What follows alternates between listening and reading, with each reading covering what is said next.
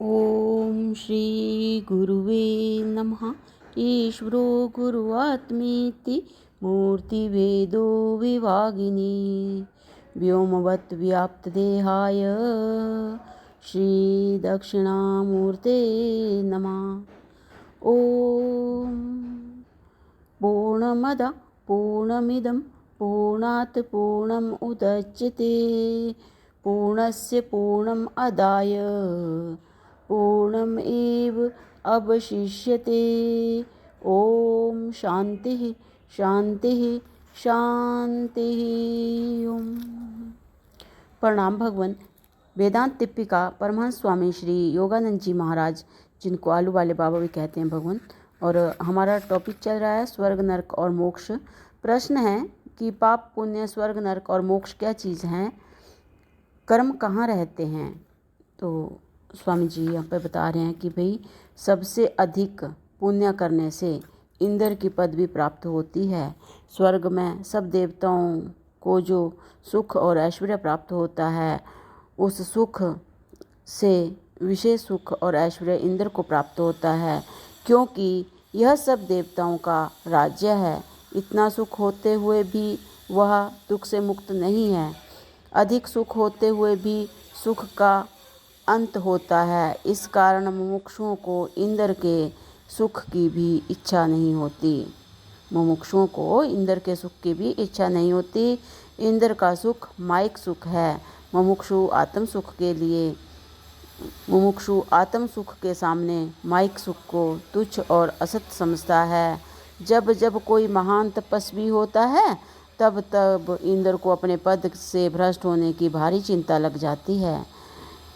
एक समय तत्वष्टपुत्र त्रिशिरा को मारने से इंद्र को दोष लगा। फिर दूसरे पुत्र वृत्तासुर से इंद्र का युद्ध हुआ। लड़ाई महान हुई। देवताओं का बल असुरों के सम्मुख कुछ काम न आया। देवता हार गए और वृत्तासुर इंद्र को निगल गया। तब तो इंद्र होकर भी वृत्तासुर के उदर रूपी जेल खाने में बंद हुआ इंद्र बहुत कष्ट पाने लगा।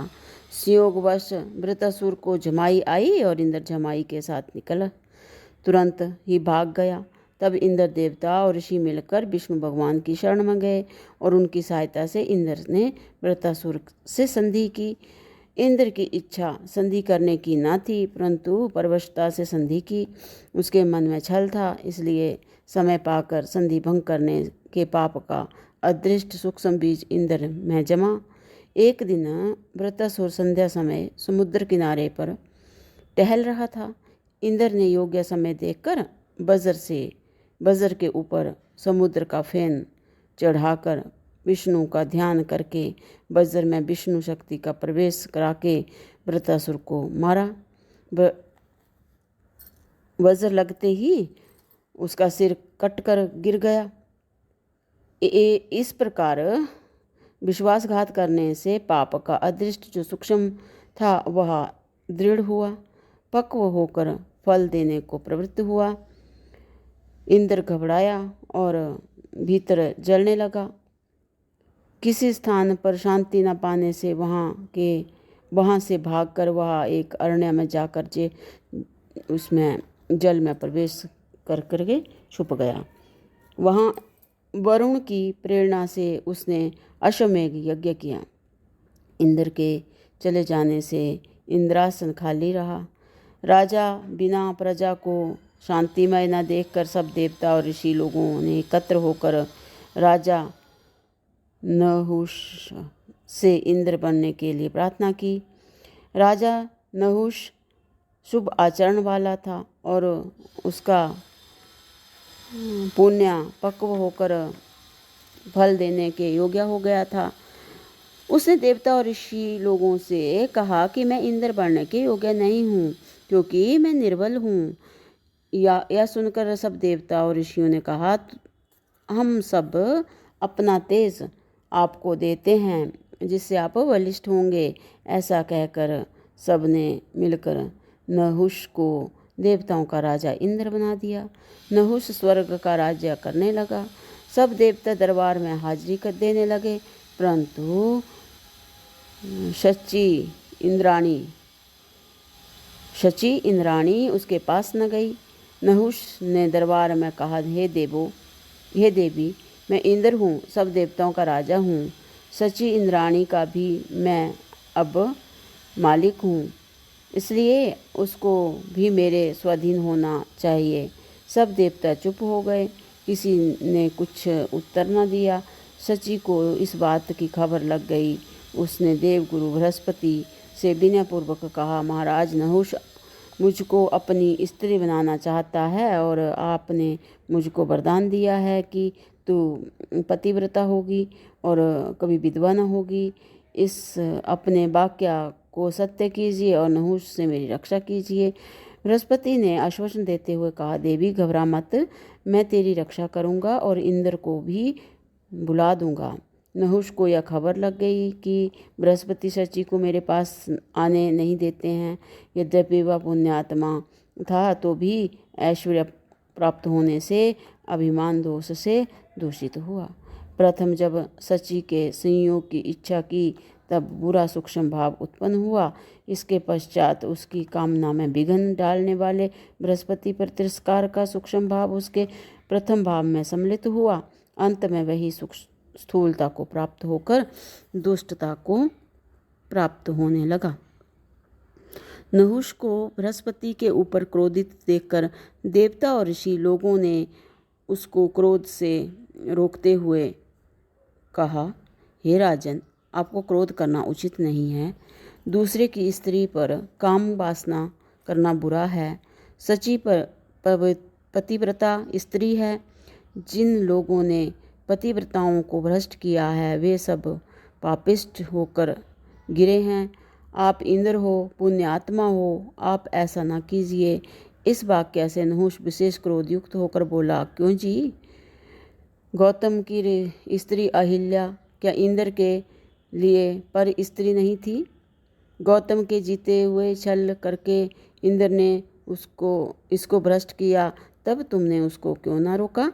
तुम लोग मेरी अवज्ञा करते हो। मैं तुम्हारा राजा हूँ, मेरी आज्ञा का पालन करना ही तुम्हारा कर्तव्य है। प्रत्येक कार्य में मुझको सहायता देना तुम्हारा धर्म है। इस प्रकार सुनकर देवता चुप हो गए।